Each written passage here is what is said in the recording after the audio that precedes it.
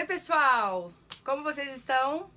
Tô aqui de volta e hoje é pra gente conversar sobre resolução de questões. Gente, bom, quando a gente decide estudar para um concurso público, o que a gente faz? A gente vai descobrir todas as disciplinas cobradas naquela prova que a gente tem interesse, ou naquela área que a gente tem interesse, adquire o material e começa a estudar aqueles quilos e quilos de teoria. Tem que compreender boa parte, decorar um pouco também, enfim. E aí, às vezes, a gente esquece de um detalhe. Passa no concurso quem acerta mais questão e não quem tem mais conhecimento. Essa talvez seja uma realidade triste, mas é a realidade e é com ela que a gente tem que lidar, não é mesmo? Pelo amor de Deus, eu não estou dizendo que a teoria não é importante. Claro que é, poxa, é a base de tudo, mas ó, pra vocês terem uma noção. Se alguém chegasse pra mim e falasse assim, Sil, vou fazer uma prova amanhã. Estudei toda a teoria, fechei o edital, estudei com calma, revisando, bonitinho, mas eu não fiz nenhum exercício. Como que você acha que eu vou me sair? Eu falaria assim, olha, eu sinto muito, mas eu acho que você vai levar uma surra da prova. Gente, a teoria sozinha não nos prepara para o concurso. Quem vai nos deixar realmente assim, pronto, competitivo, são os exercícios. Claro, é a teoria com os exercícios. Nós devemos criar o hábito de resolver questões desde o primeiro dia da nossa preparação. Sério, primeiro dia. O que acontecia comigo, que talvez aconteça com vocês. Eu tinha um pouco de receio de fazer exercício logo no começo. Eu ainda não me sentia segura na teoria e aí eu não gostava de fazer exercício, porque eu ficava pensando assim, vou ficar errando, vou ficar triste, desmotivada, vai que eu traumatizo, né? Vai que eu passo a não gostar daquela matéria. Não quero correr esse risco. Então, só vou fazer exercício quando eu me sentir segura. Gente, errado. Pensamento errado. Sério. Os exercícios, eles nos auxiliam na compreensão da teoria. Na verdade, assim, eu queria colocar para vocês algumas funções que os exercícios estabelecem na nossa preparação. Para fins didáticos, eu divido essas funções em 3. Eu acho que dá pra gente pensar em 3 funções distintas para os exercícios e vou passar isso para vocês, tá bom? Pessoal, a primeira função dos exercícios é quando eles nos auxiliam na aquisição do conhecimento. Eles vão nos mostrar quais são as partes mais relevantes da teoria e como aquela teoria vai ser cobrada na nossa prova. Já falei bastante disso no vídeo sobre marcações. São os exercícios que nos mostram o que é importante na teoria. Ô Sil, desde aquele vídeo de marcações, não sei, tô pra te falar. Não sei, não me sinto seguro. Só achar que é importante o que tem exercício a respeito? Gente, olha só. Nós precisamos estudar com estratégia. Sério, a gente precisa de estratégia. Não dá pra gente querer entender e decorar cada vírgula. Gente, o conteúdo é imenso. Precisa focar nos assuntos que realmente são cobrados em prova. As bancas possuem padrões. Alguns assuntos são os mais queridos. Então, é nisso que a gente precisa focar. Ninguém vai inventar a roda, ok? Nessa primeira função, eu aconselho o uso de exercícios comentados. A gente está criando, né, adquirindo conhecimento. A explicação do professor é essencial. Além disso, é necessário que a gente analise assertiva por assertiva, alternativa por alternativa. Se tá certo, por que tá certo? Está errado? Por que tá errado? Às vezes a gente tá acertando questão pelo motivo errado. Isso não pode acontecer. Então, essa primeira função, gente, precisa de calma, tá? Analisar e resolver com calma os exercícios, ok? Não vejo problema de resolver exercícios de bancas distintas. Até porque os assuntos queridinhos, eles não mudam tanto de banca para banca. E como é um momento de aquisição de conhecimento, acho que até enriquece ter visões um pouco diferentes, ok?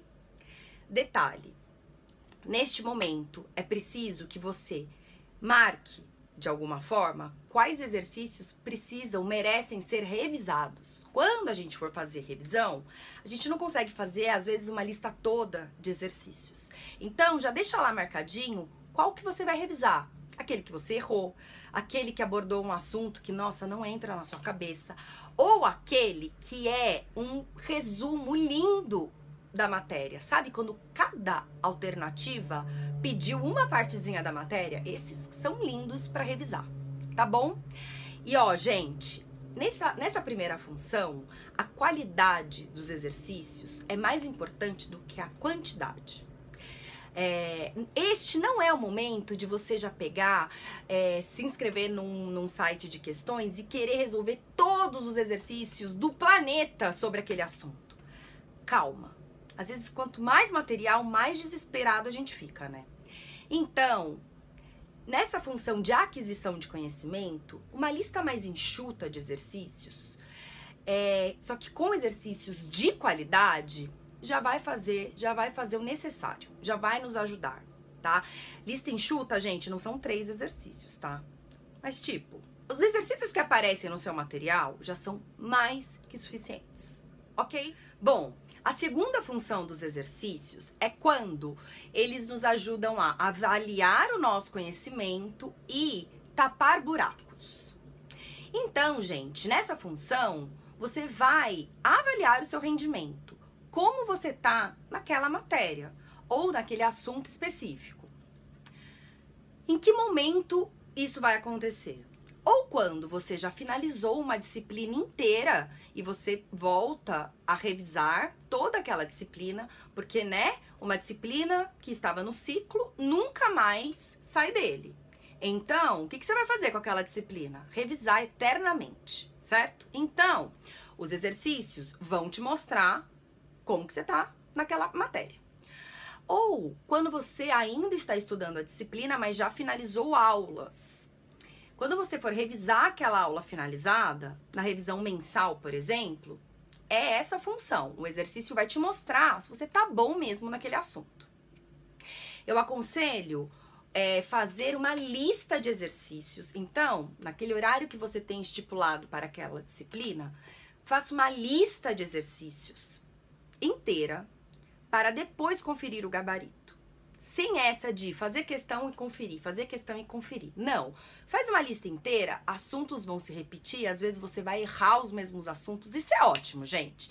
É tipo na rasteira que a gente começa a ficar esperto, tá?